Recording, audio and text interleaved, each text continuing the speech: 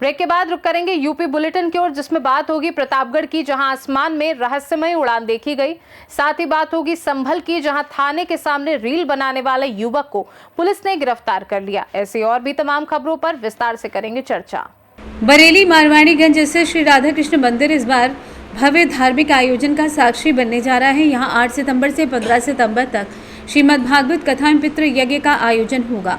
इस दौरान श्रद्धालु भगवान श्री कृष्ण की लीलाओं, भक्ति और धर्म से जुड़े अमृतमय प्रवचनों का श्रवण करेंगे। कथा व्यास के रूप में आचार्य अमन कृष्ण शास्त्री महाराज इटावा वाले मंचासीन होंगे। आयोजन समिति के पदाधिकारियों ने बताया कि कार्यक्रम की शुरुआत 8 सितंबर को कलश यात्रा से होगी। प्रतिदिन सुबह 8 बजे से 11 बजे तक श्रीमद् भागवत कथा और संध्या 4 बजे से रात 8 बजे तक पितृ यज्ञ का आयोजन होगा। आइए जानते हैं इस विषय में आचार्य अमन कृष्ण शास्त्री महाराज का और क्या कुछ कहना था। आप लोग का यही है कि जो अपने यहाँ श्री राधा कृष्ण मंदिर मारवाड़ीगंज में श्रीमद् भागवत सप्ताह पितृ यज्ञ का जो आयोजन किया जा रहा है, उस आयोजन में हमारे ब्राह्मण लोग जो भी पोथी पाठ के हैं, जो यजमान हैं, मानव कल्याण के लिए, समाज सुधार के लिए जो पोथी पाठ का आयोजन रखा गया है, तो सारे हमारे जो ब्रजवासी जो हैं वो हमारे यहाँ वृंदावन से जो पाठ करने के लिए आ रहे हैं। और हमारा जो आयोजन है, हमारा सोमवार 8 तारीख को प्रातः 9 बजे से कलश यात्रा प्रारंभ होकर के मूर्ति रसम से घूमते हुए अपने मंदिर पे विश्राम लेंगे। मूल पाठ हमारा प्रातः 7 बजे ही प्रारंभ हो जाएगा और शाम को 4 बजे से 8 बजे तक श्रीमद् भागवत सप्ताह ज्ञान यज्ञ का आयोजन का समय रखा गया है। जी हमारा रहेगा 8 तारीख से 14 तारीख तक। पितृपक्ष के लिए कुछ कहना चाहते हैं? जी, पितृपक्ष हमारे जो मानव कल्याण के उद्धार के लिए, जिसे मान लो किसी की अकाल मृत्यु हो गई, हम लोग जो अपना बोलते हैं कि ना गया श्राद्ध सत्य नापे मुक्ति में न भविष्यति, भाई गया जाने के बाद जब हम मानव शरीर की मुक्ति नहीं हो पा रही है, उसका कारण क्या है? तो भाई हम लोग जो संकल्प बोलते हैं, संकल्प इसमें भागवत में बड़ा विधान किया दिया गया है कि संकल्प हमने बोला यदि नाम का यार गोत्र का हमें यजमान को स्मरण नहीं है, यदि नाम और गोत्र का सही उच्चारण नहीं हो रहा है, स्थान का सही उच्चारण नहीं हो पा रहा है, तो फिर बात गया साध्य हमारी मुक्ति में गया जाने के बाद भी मनुष्य की मुक्ति नहीं हो पा रही है। तो उसके लिए श्रीमद् भागवत महापुराण का आयोजन किया गया है कि धन्या भागवते वार्ता प्रेत पीड़ा विनाशिनी सप्ताहो तथा धन्य कृष्ण लोक फलप्रदा, कि प्रेत पीड़ा को भी दूर करने वाली श्रीमद् भागवत है। तो श्रीमद् भागवत जो आपका ये पूजन जो चलेगा, तो इसमें पितृपक्ष के बारे में बताया जाएगा? जी, इसमें पितरों के बारे में भी जानकारी दी जाएगी। भाई ये 16 दिन हमारे होते हैं कनातों के, पितृपक्ष से माना गया है। इनमें सारे कार्यों को एक साइड में करके, एक साइड में मतलब ये नहीं उन कार्यों को करा नहीं जाएगा, सारे कार्य किए जाएंगे। बस कुछ ऐसे कार्य हैं, विवाह मुहूर्त आदि वगैरह हो गया, गृह प्रवेश आदि का मुहूर्त हो गया, कुछ भूमि आदि पूजन हो गए, तो कुछ पूजन ऐसे हैं जिसमें वो नहीं किए जाएंगे, वैसे सारी कार्य और तो करे जाएंगे। इसमें 16 दिन पितरों के लिए इसलिए कहा गया है कि पितरों के 16 दिन के ही लिए ही पितृ लोग हमारे अपने गौलोकवासी कोई हैं या कोई अपने कहीं किसी आने, तो वो हमारे घर पे आते हैं।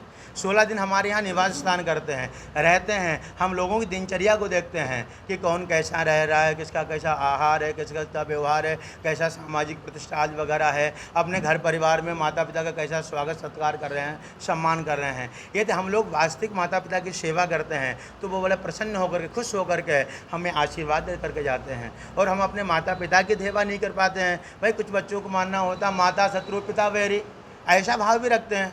और कुछ ऐसे होते सर्वतीर्थ मये माता सर्वतीर्थो मयो पिता मातरम पितरम तस्माता सर्वतीर्थ पूज्येत। वे सारे तीर्थों को प्रणाम करते हैं, नहीं पहुंच पाते हैं तो अपने माता पिता की सेवा कर लेते हैं, तो उन तीर्थों को अपने माता पिता की सेवा करने से प्राप्त होता है। इस यज्ञ में भाग लेने के लिए वृंदावन से कितने लोग आए? वृंदावन से 51 ब्राह्मणों का बुला गया। मुख्य अतिथि तो अपने बरेली के अपने संजीव कुमार अग्रवाल जी हो गए, अपने मेयर साहब हो गए, और जजमान हमारे बरेली के ही हैं। उनका हम अपना एक तो गोयल टेंट हाउस वाले हो गए, अंकुर गोयल साहब हो गए, अपने श्याम सुंदर सोनी हो गए, और हमारे यहाँ अरविंद अग्रवाल हो गए हमारे। बरेली से सी न्यूज संवाददाता बीएस चंदेल की रिपोर्ट। नौतनवा तहसील के नए क्षेत्राधिकारी पद पर युवा पीपीएस अंकुर गौतम ने पदभार ग्रहण कर अपनी प्राथमिकताएं साझा की हैं। मथुरा में ट्रेनिंग पूरी करने के बाद महाराजगंज जिले में पहली बार तैनात हुए अंकुर गौतम ने कहा कि उनका कार्यालय हमेशा फरियादियों के लिए खुला रहेगा और उनका मुख्य उद्देश्य लोगों की समस्याओं का शीघ्र समाधान करना है। उन्होंने भारत नेपाल सीमा पर ट्रैफिक व्यवस्था सुधारने और तस्करी रोकने के लिए कड़े कदम उठाने का आश्वासन दिया है। साथ ही उन्होंने अपराध नियंत्रण और कानून व्यवस्था बनाए रखने को अपनी प्राथमिकता बताया। अंकुर गौतम हरदोई जिले के मूल निवासी हैं और 2022 बैच के पीपीएस ऑफिसर हैं। यहाँ पे मेरी सबसे पहली प्राथमिकता रहेगी कि जो लॉ एंड ऑर्डर है वो बना रहे, लोगों को कोई भी समस्या हो तो वो मेरे पास आए और मैं उसका निदान कर सकूं। यहाँ पे ट्रैफिक जो दिक्कत कर रहा है, लोगों को दिक्कत हो रही है, उसका हम लोग सॉल्यूशन लेंगे और बीट पुलिसिंग पे मैं काम करूंगा यहाँ पे। बाकी इंडो नेपाल बॉर्डर है तो उस पर तस्करी अगर हो रही है तो उस पर भी मैं अच्छा काम करने की कोशिश करूँगा। सर, फरियादियों को लेकर क्या एक संदेश देना चाहेंगे जिनको थाने से न्याय नहीं मिल पाता और वो आपके कार्यालय में आकर किस तरीके से अपनी समस्या को? मेरा यहाँ पे कार्यालय हमेशा ओपन है, मेरा फ़ोन नंबर बाहर है, किसी भी टाइम पे कोई भी फरियादी मुझे कॉल कर सकता है, मुझसे मिल सकता है। अगर कोई भी समस्या है उसको आ रही है और थाने पे सॉल्व नहीं हो पा रही है तो मेरे पास आके वो बात करे, मैं पूरा सोल्यूशन दूंगा उसका। महाराजगंज से सी न्यूज संवाददाता श्रवण की रिपोर्ट। खबर प्रतापगढ़ से, जहां अमेठी में आसमान में रहस्यमय ड्रोन देखे जाने के बाद प्रतापगढ़ जनपद में भी इसी तरीके का मामला सामने आया है। जनपद के अंतु, कोंडौर, पट्टी, लीलापुर, आसपुर, देवसरा समेत विभिन्न थाना क्षेत्रों में इस रहस्यमयी ड्रोन को देखे जाने के बाद ग्रामीणों में चर्चा का विषय बना हुआ है।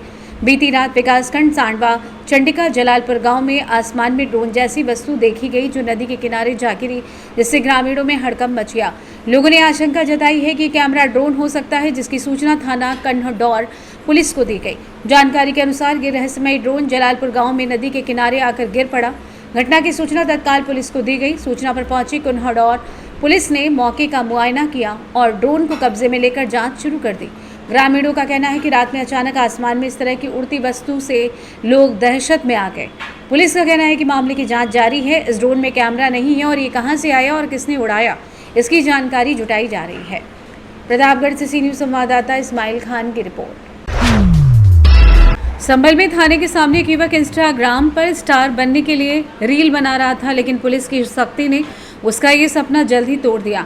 युवक ने पुलिस की नज़र में दबंगई दिखाने की कोशिश की, लेकिन पुलिस ने उसे पकड़ लिया और माफ़ी मांगनी पड़ी। पूरा घटनाक्रम सोशल मीडिया पर वायरल हो गया, जहां लोग पुलिस के सख्त लेकिन मजाकिया अंदाज की तारीफ कर रहे हैं और कह रहे हैं कि कानून के सामने कोई भी दिखावा नहीं चलता है। कल दिनांक 3 तारीख को थाना क्षेत्र हयातनगर में थाने के सामने का एक सोशल मीडिया पे एक वीडियो वायरल होता है जो बेसिकली 6-7 महीने पुराना है। इस वीडियो में कुछ लड़के रोड को ऑब्स्ट्रक्ट करके थाने के सामने डांस करते हैं। इसका संज्ञान लिया जाता है और इसको उन लड़कों को आइडेंटिफाई कर लिया गया और उनके खिलाफ उचित धाराओं में मुकदमा पंजीकृत करके आवश्यक विधिक कार्रवाई की जा रही है। संभल से सी न्यूज संवाददाता राहुल पाठक की रिपोर्ट। यूपी बुलेटिन में इतना ही। देखते रहिए सी न्यूज भारत।